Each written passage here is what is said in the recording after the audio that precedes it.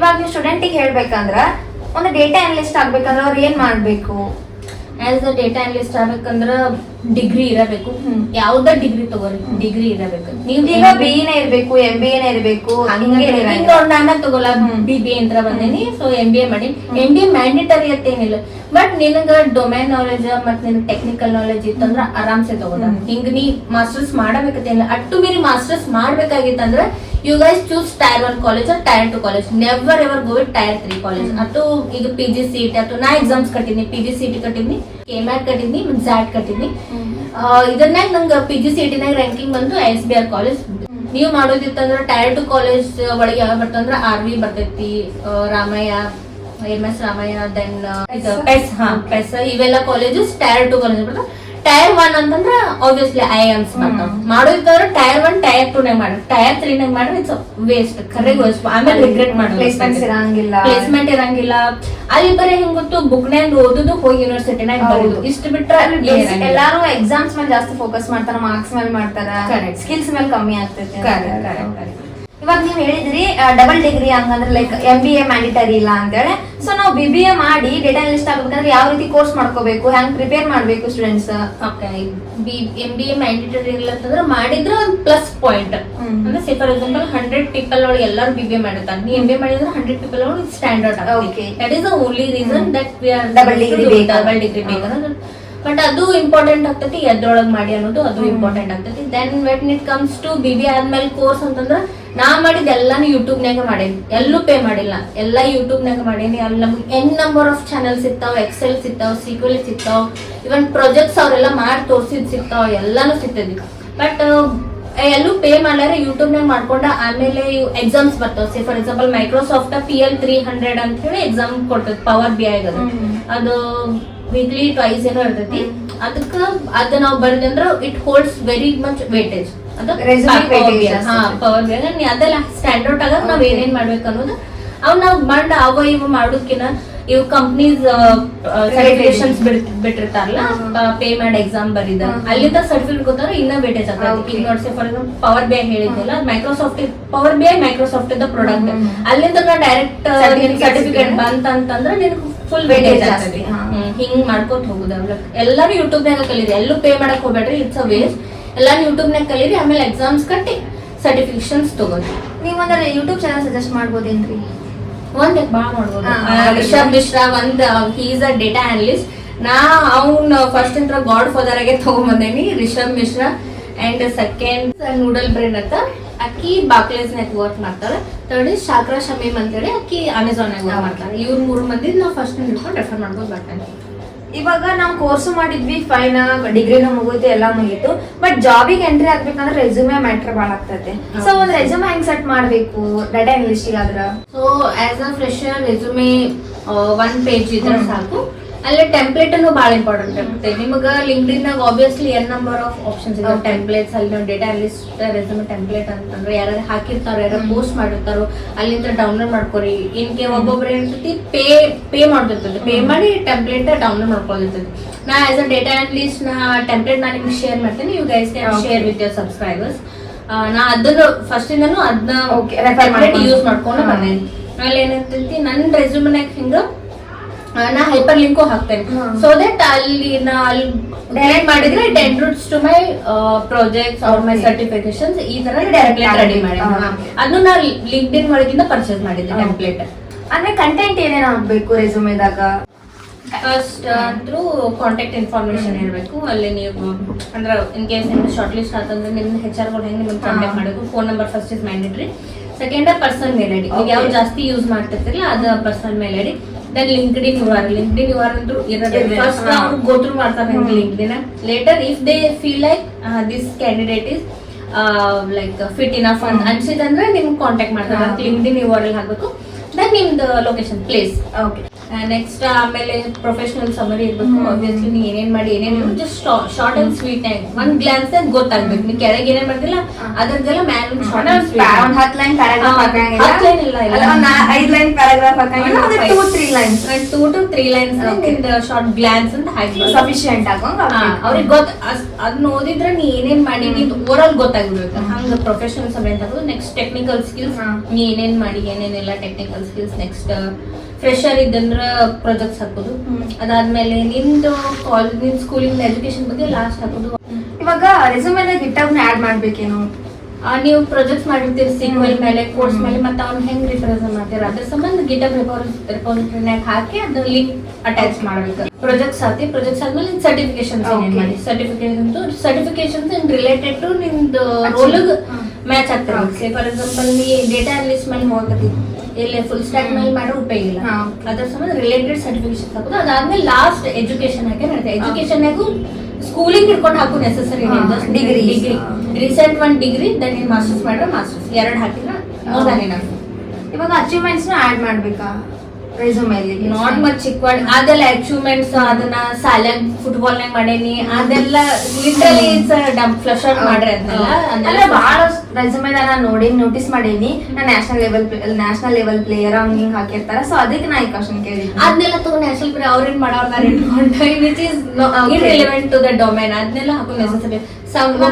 Personal details ಹಾಕ್ತಾರೆ, married ಅದೇನಿ unmarried ಅದೇನಿ ಸಿಂಗಲ್ ಅದೇನಿ ಡೇಟ್ ಆಫ್ ಬರ್ತ್ ಹಾಕ್ತಾರೆ. ಇದೆಲ್ಲ ಅವ್ರಿಗೆ ಇರ್ರಿಲೆವೆಂಟ್. ಅದೆಲ್ಲ ಅವ್ರಿಗೆ ಹೆಂಗ ಅನಿಸ್ತತಿ ಒಂಥರ ಒಂದ್ ಇಂಪ್ರೆಷನ್ ಬಂದ್ಬಿಡ್ತೈತಿ ಆ ರೆಸ್ಯೂಮೆ ನೋಡಿದ್ಕೊಳ್ಳಿ. ಸೊ ನಾವು ಕನ್ಸೈಸ್ಡ್ ಆಗಿ ಇಡೋದು ಇಟ್ಸ್ ಮೋರ್ ದನ್ ಇಂಪಾರ್ಟೆಂಟ್. ಅದಾಗಿ ಇವಾಗ ಅಚೀವ್ಮೆಂಟ್ಸ್ ದಾಗ ಲೈಕ್ ಹಿಂಗಂದ್ರೆ ಇವಾಗ ಹ್ಯಾಕರ್ ರ್ಯಾಂಕ್ ಆಗಿರ್ಬೋದು ಅಥವಾ ಲೀಡ್ ಕೋಡ್ ಇವನ್ ಹಾಕ್ಬೋದು. ಇವಾಗ ಅಚೀವ್ಮೆಂಟ್ಸ್ ದಾಗ ಹ್ಯಾಕಥಾನ್ ರ್ಯಾಂಕಿಂಗ್ ಬಂದಿದ್ದು ಈ ರೀತಿ ಏನಾದ್ರು ಆಡ್ ಮಾಡ್ಬೋದಾ? ಹ್ಯಾಕಥಾನ್ ರ್ಯಾಂಕಿಂಗ್ ಬಂದಿರ್ತಾರ ಆಬ್ವಿಯಸ್ಲಿ ಸರ್ಟಿಫಿಕೇಶನ್ ಬಂದಿರ್ತಾವ. ಸರ್ಟಿಫಿಕೇಶನ್ ಆಡ್ ಮಾಡೋದು. ಅಚೀವ್ಮೆಂಟ್ಸ್ ಅಂತ ಹೇಳಿ ಅದನ್ನ ನೆಕ್ಸ್ಟ್ ಮತ್ತೊಂದ್ ಬರೋದು ಸಪರೇಟ್ ಲೆಂದಿಯಾಗಿ ಮಾಡೋದಿಲ್ಲ.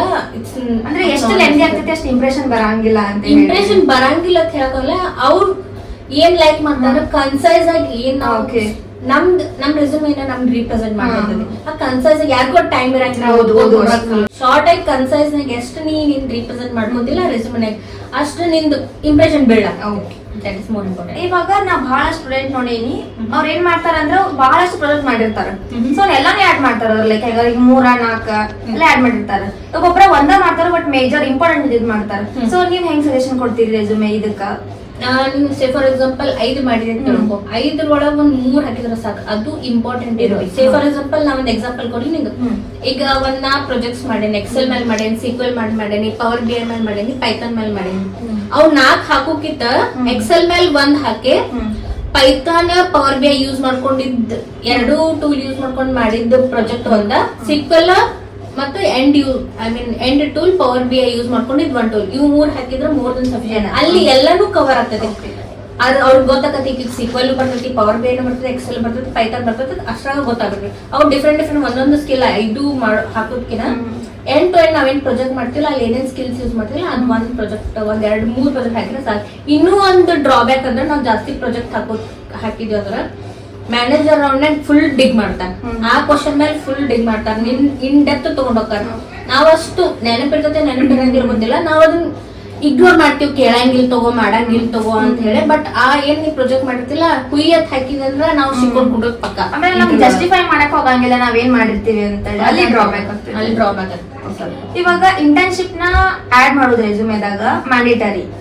Obviously mandatory. ಓಕೆ, ನಾವು ಆಡ್ ಮಾಡ್ಲೇಬೇಕು. ಎಕ್ಸ್ಪೀರಿಯನ್ಸ್ ಇಂಟರ್ನ್ಶಿಪ್ ಐತಂದ್ರೆ ಎಕ್ಸ್ಪೀರಿಯನ್ಸ್ ಒಳಗೆ ಆಡ್ ಮಾಡೋದು. ನಿನ್ನ ಎಕ್ಸ್ಪೀರಿಯನ್ಸ್ ಏನೈತಲ್ಲ ಅದ್ ನೀ ಫಸ್ಟ್ ಪ್ರಯಾರಿಟಿ ಕೊಡ್ಬೇಕು. ಟೆಕ್ನಿಕಲ್ ಸ್ಕಿಲ್ಸ್ ಆದ್ರೆ ನಿನ್ನ ಎಕ್ಸ್ಪೀರಿಯನ್ಸ್ ಪ್ರಯಾರಿಟಿ ಕೊಡ್ತು. ಅದಾದ್ಮೇಲೆ ಪ್ರಾಜೆಕ್ಟ್ಸ್, ಸರ್ಟಿಫಿಕೇಶನ್ಸ್, ಎಜುಕೇಶನ್. ಓಕೆ, ಇವಾಗ ನೀವು ಹಾರ್ಡ್ ಸ್ಕಿಲ್ ಬಗ್ಗೆ ಹೇಳಿದ್ರಿ, ಮತ್ತೆ ಸಾಫ್ಟ್ ಸ್ಕಿಲ್ಸ್ ಯಾವೇ ಇಂಪಾರ್ಟೆಂಟ್ ಆಗ್ತಾವು? ಸಾಫ್ಟ್ ಸ್ಕಿಲ್ಸ್ ಒಳಗೆ ಆಬ್ವಿಯಸ್ಲಿ ಪ್ರಾಬ್ಲಮ್ ಸಾಲ್ವಿಂಗ್ ಸ್ಕಿಲ್ ಅದಂತೂ ಫಸ್ಟ್ ನೋಡ್ತಾರ ಇನ್ ಕ್ಯಾಂಡಿಡೇಟ್ ಒಳಗ being a manager. Next comes to communications. Communications ಅಂದ್ರೆ ನೀ ಮಾಡ್ತೀಯಲ್ಲ ವರ್ಕ್, ನೀ ಏನ್ ಮಾಡಿ ಹೇಳಕ ಬರ್ಲಿಲ್ಲ ಅಂದ್ರೆ ನೀ ಮಾಡಿಲ್ಲ waste. Then communication skill, soft skill, strategic thinking ಇವೆಲ್ಲ ಸುಡ್ಗಾಡ್ ಬರ್ತಾವ ಅದ್ರಾಗ.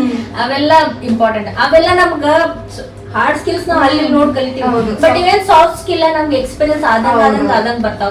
ಅಲ್ಲಿ ನಾವ್ ಯಾವತ್ತು ಕಾನ್ಫಿಡೆನ್ಸ್ ಡೌನ್ ಮಾಡ್ಕೋಬಾರ್ದು. ಈಗ ಇನ್ನೊಂದ್ ಏನ ಕಮ್ಯುನಿಕೇಶನ್, ಬಾಳ ಮಂದಿ communication problem.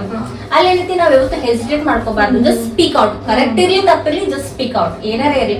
Even you start thinking in English. ಅಲ್ಲಂದ್ರ ಒಂದ್ ಥಿಂಗ್ ಏನ್ ನಿಮಗ್ ಕಮ್ಯುನಿಕೇಶನ್ ಬೆಟರ್ ಆಗೋದಂದ್ರ, ನಾವ್ ಈಗ ನೋಡಕ್ ಮಾತಾಡ್ಬೇಕಂದ್ರೆ ಕನ್ನಡ ಒಳಗ್ think ಮಾಡಿ ಮಾತಾಡ್ತೀವಿ. You start thinking in English so that you get to know ಈ ವರ್ಡ್ ಇದಂತ ಅರ್ಥ, ಈ ಸೆಂಟೆನ್ಸ್ ಇದಂತ ಅರ್ಥ. ಎಲ್ಲಿ ತಪ್ಪು ಮಾಡತ್ತಿ ಗೊತ್ತಾಗ್ತದೆ. ಅದು ಗ್ರಾಮರ್ ನೋಡ್ಕೋತ್ ಕುಂಡ್ರೋದು, ಅದ್ ನೋಡ್ಕೋತ್ ಕುಂಡ್ರೋದು, ಇಟ್ಸ್ ಆಲ್ ವೇಸ್ಟ್. ಬೇಸಿಕಲಿ ಹೇಳ್ಬೇಕಂದ್ರೆ ಬೆಂಗಳೂರದಾಗ ಯಾರೋ ಗ್ರಾಮ್ಯಾಟಿಕಲಿ ಮಾತಾಡಂಗಿಲ್ಲ, ಯಾರು ನೆಟ್ಟಿಗೆ ಇಂಗ್ಲಿಷ್ ಮಾತಾಡಂಗಿಲ್ಲ, ಮಾಡಿದ್ದ ಕರೆ ಮಾತಾಡ್ದ ಕರೆ ಅಂತ. So communication I mean main motto ಏನ ಅಪೋಸಿಟ್ ಪರ್ಸನ್ ನಂದು ಇಂಟೆನ್ಷನ್ ಐತಿ ಕನ್ವೆ ಮಾಡೋದು. ಸೊ ಅಲ್ಲಿ ಪ್ರಾಪರ್ ಆಗಿ ಕನ್ಸೈಸ್ ಇರ್ಲಿ, ಕಮ್ಯುನಿಕೇಶನ್ ಕನ್ಸೈಸ್ ಇರ್ಲಿ, ಸಿಂಪಲ್ ಇರ್ಲಿ. ಬಾಳ ಜಾಸ್ತಿ ವೊಕ್ಯಾಬ್ಲರಿ ಡ್ರ್ಯಾಗ್ ಮಾಡಂಗಿಲ್ಲ, ದೊಡ್ಡದು ವರ್ಡ್ಸ್ ಎಲ್ಲ ಯೂಸ್ ಮಾಡಿದ್ರೆ ಇಟ್ಸ್ ಒಂದ್ ಸ್ವಲ್ಪ ಲೆಂದಿ ಅನ್ಸುತ್ತೆ. ಮೀನ್ಸ್ ನಮ್ ಇಂಗ್ಲಿಷ್ ಎಷ್ಟು ಸಿಂಪಲ್ ಇರ್ತದಲ್ಲ, ಎಷ್ಟು ಕ್ಲಿಯರ್ ಇರ್ತದೆ, ಎಷ್ಟು ಕನ್ಸೈಸ್ ಇರ್ತದೆ, that is more important. That's more than enough. ಅದು ನಾವು ಪ್ರಾಕ್ಟೀಸ್ ಥ್ರೂನ ಬರ್ತದೆ ನಮ್ ಇಂಗ್ಲಿಷ್. ಐ ಮೀನ್ ಸೀರೀಸ್ ನೋಡ್ಬೇಕು ಇಂಗ್ಲಿಷ್, ಸೀರೀಸ್ ನೋಡ್ಬೇಕು. Try to communicate in English, right or wrong, like it's doesn't matter, but communicate ಮಾಡಕ್ ಸ್ಟಾರ್ಟ್ ಮಾಡ್ಬೇಕು. So many people will be having the fear of being judge. ನಾನು ತಪ್ಪು ಮಾಡಿದ್ರೆ ಯಾರೇನ್ರ ಅಂತಾರೆ, ಅವ್ರು ಏನಾಗ ಅನ್ಕೊಳ್ಳಿ, ನಾವ್ ಇಂಪ್ರೂವ್ ಮಾಡಕಂದ್ರೆ you start communicating and also start thinking in English. That helps a lot. Okay, ನೀವೀಗ ಪ್ರಾಬ್ಲಮ್ ಸಾಲ್ವಿಂಗ್ ಬಗ್ಗೆ, ಕಮ್ಯುನಿಕೇಶನ್ ಬಗ್ಗೆ ಹೇಳಿದ್ರಿ. ಮತ್ ಬೇರೆ ಏನಾದ್ರು ಮಾಡ್ಲೇಬೇಕು, ಮ್ಯಾಂಡೇಟರಿ ಅದಾವು, ಇದರಿಂದ ನಿಮ್ಗೆ ಸ್ವಲ್ಪ ಇಂಪ್ಯಾಕ್ಟ್ ಆಗ್ತೈತಿ ಅಥವಾ ಬೇಟೆ ಸಿಗ್ತೈತಿ ಅಂದ್ರೆ ಯಾವ್ದ? ಒಂದು mandatory thing to have being a corporate and be corporate labour ಅಂತಂದ್ರ we must have a LinkedIn profile. ಅದು ಎಷ್ಟು ಇಂಪಾರ್ಟೆಂಟ್ ಆಗ್ತೈತಿ. ನನ್ನ ಲೈಫ್ನಾಗ ನೋಡ, ನನಗ ಫಸ್ಟ್ ಜಾಬ್ನಾಗ ರೆಫರೆನ್ಸ್ ಸಿಕ್ಕಿತ್ತ.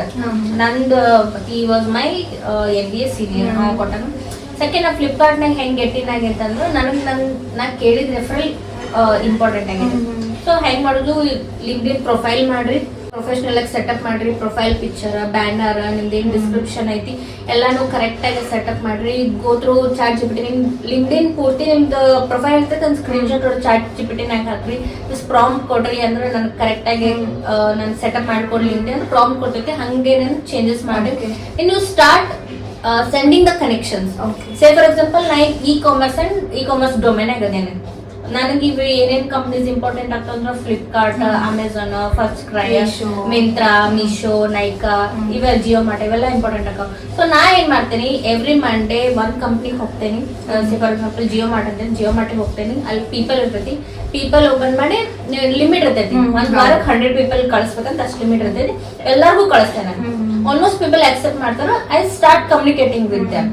ಕಮ್ಯುನಿಕೇಟ್ ಮಾಡ್ತೀನಿ, ಅವರಿಂದ ಸ್ವಲ್ಪ ಗೈಡೆನ್ಸ್ ತಗೋತೇನೆ. ಈ ಕಂಪ್ನಿ ಒಳಗೆ ಗೆಟ್ ಇನ್ ಆಗ್ಬೇಕಂದ್ರೆ ಏನೇನ್ ಟೂಲ್ಸ್ ಬೇಕು ಅಂತ, ಏನೇನ್ ಹೆಂಗ್ ಪ್ರಿಪೇರ್ ಮಾಡ್ಬೇಕು, ಅವ್ರ ಜೊತೆ ಸ್ವಲ್ಪ ಕಮ್ಯುನಿಕೇಟ್ ಮಾಡ್ತೇನೆ. ಆಮೇಲೆ ಈಗ ಒಂದೊಂದ್ ಕಂಪ್ನಿದ ದೊಡ್ಡ ಪೋರ್ಟಲ್ಸ್ ಇರ್ತಾವ, ಜಾಬ್ ಕರಿಯರ್ ಪೋರ್ಟಲ್ಸ್ ಇರ್ತಾವ. ಅಲ್ಲಿ ಹೋಗಿ ಸರ್ಚ್ ಮಾಡೋದು, ನಂದು ಏನೇನ್ ರಿಲೆವೆಂಟ್ ಐತಿ. ಫಾರ್ ಎಕ್ಸಾಂಪಲ್ ನನ್ನ ಸ್ಕಿಲ್ಸ್ ಎಲ್ಲ ರಿಲೆವೆಂಟ್ ಫಿಲ್ಟರ್ ಹಾಕಿ ಇವಾಗ ಜಾಬ್ ಓಪನಿಂಗ್ಸ್ ಇತ್ತಂದ್ರೆ ಬರ್ತಾವ. ಅಲ್ಲಿ ಜಾಬ್ ಐಡಿ ಕಾಪಿ ಮಾಡ್ಕೊಂಡು ಹೋಗಿ ಅವ್ರಿಗೆ ನನ್ಗೆ ಈ ಜಾಬ್ ಐಡಿ ಓಪನಿಂಗ್ಸ್ ಐತಿ, ಇದಕ್ಕೆ ರೆಫರ್ ಮಾಡಂತಂದ್ರ ಮಾಡ್ತಾರ ರೆಫರ್. ಹಿಂಗ ರ್ಯಾಪ್ ಬಿಲ್ಡ್ ಆಗ್ತದೆ. ಅಂದ್ರೆ ಅವ್ರಿಗೆ ಗೊತ್ತಿಲ್ಲ ಅಂದ್ರೂ ಟ್ರಸ್ಟ್ ಬೆಳೆಸ್ಕೋಬೇಕು. ಫಸ್ಟ್ ನಾವು ಹೋಗಿನ ನಂಗೆ ರೆಫರಲ್ ಬೇಕಾಗೈತಿ ಹಂಗಂತಂದ್ರೆ ಯಾರು ಮಾಡಂಗಿಲ್ಲ. ಸ್ವಲ್ಪ ರ್ಯಾಪ್ ಬಿಲ್ಡ್ ಆದ್ಮೇಲೆ we can ask for referral. Okay, ಇವಾಗ ಲಿಂಕ್ಡ್ಇನ್ ಸೆಟಪ್ ಮಾಡ್ಕೊಂಡು ಪ್ರೊಫೈಲ್ ಕ್ರಿಯೇಟ್ ಮಾಡ್ಕೊಂಡು ಸುಮ್ಕೋದ್ರೆ ಸಾಕು. ಸೊ ಅದ್ರ ಲಿಂಕ್ಡ್ಇನ್ ನಾವ್ ಏನ್ ಮಾಡೇವಿ ಅದನ್ನೆಲ್ಲ ನಾವು ಪೋಸ್ಟ್ ಮಾಡ್ಬೇಕು. ಬಾಳ ಇಂಪಾರ್ಟೆಂಟ್. ಸೇ ಫಾರ್ ಎಕ್ಸಾಂಪಲ್ ಇಂದ ಲಿಂಕ್ಡ್ಇನ್ ಒಂದ್ 10 ಕನೆಕ್ಷನ್ಸ್ ಇತ್ತು, ಫುಲ್ ಎಲ್ಲ ಖಾಲಿ ಇತ್ತಂದ್ರೆ ಎಕ್ಸೆಪ್ಟ್ ಮಾಡಂಗಿಲ್ಲ ಯಾರು. ಫೇಕ್ ಅಂತ, ಫೇಕ್ ಅನ್ನೋದ್ಕಿಂತಲೂ ಈ ಸುಮ್ ಹಂಗ ಹೆಸರು ತಕ್ಕಂಗ್ ಮಾಡ್ಯಾಪ ಅನ್ನೋದೊಂದು ಬರ್ತೈತಿ. ಸೊ ನೀ ಲಿಂಕ್ಡ್ಇನ್ ಕರೆಕ್ಟ್ ಆಗಿ ಸೆಟಪ್ ಮಾಡಿ ನೀ ಪೋಸ್ಟ್ ಮಾಡ್ಕೋತೀವಿ.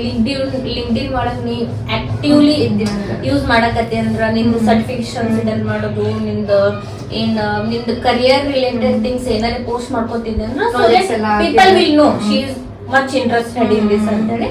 ಸೊ ಒಂದು ಇಂಪ್ರೆಷನ್ ಬಿಲ್ಡ್ ಆಗುತ್ತೆ. ಇಂಪ್ರೆಷನ್ ಬಿಲ್ಡ್ ಆದ್ಮೇಲೆ ಅವ್ರು ಆಕ್ಸೆಪ್ಟ್ ಮಾಡ್ತಾರೆ. ನಿಮ್ಗೆ ಅಕ್ಸೆಪ್ಟ್ ಮಾಡೋಕಿನ ಮೊದಲು ಅವ್ರು ಗೋತ್ರು ಮಾಡ್ತಾರ ಒಂದ್ಸತಿ ಲಿಂಕ್ಡ್ಇನ್ ಏನೇನ್ ಮಾಡಿ ಏನೇನಿಲ್ಲ ಅದೆಲ್ಲ ಆಗ್ತೈತಿ. ಅದಾದ್ಮೇಲೆ ಅಕ್ಸೆಪ್ಟ್ ಮಾಡ್ತಾರ, ಅಲ್ಲಿ ಸ್ವಲ್ಪ ರ್ಯಾಪೋ ಬಿಲ್ಡ್ ಮಾಡಿ. But LinkedIn connection it helps us like because now days ಏನಿಲ್ಲ HR-ಗಳು ಇದು ಒಳಗೆ ಏನೈತಿ, HR-ಗಳು ಅವ್ರ ತ್ರಾಸ್ ನೋಡಕ್ ರೆಡಿ ಇರಂಗಿಲ್ಲ. ಹೊರಗಿನ ಕ್ಯಾಂಡಿಡೇಟ್ ಹುಡುಕಿ ಮಾಡಿ ಅದಕ್ಕೆ ಅವ್ರು ಒಳಗೆ ಹೇಳ್ತಾರೆ, ನಿಮ್ಗೆ ಯಾರಿಗಾರೆ ರೆಫರಲ್ ಕೊಡೋದಿತ್ತಂದ್ರೆ ರೆಫರಲ್ ಕೊಡ್ರಿ ಅಂತ. ಈ ಟೈಮ್ನಾಗ LinkedIn Help connection ಆಗ್ತದೆ. helps a lot. Seriously, 80% ಎಲ್ಲ ಬಂದವರೆಲ್ಲ LinkedIn connection referral through ಬಂದಿರ್ತಾರೆ Okay. ಹೊರಗೆ ವಾಕಿನ್ ಕಿನ.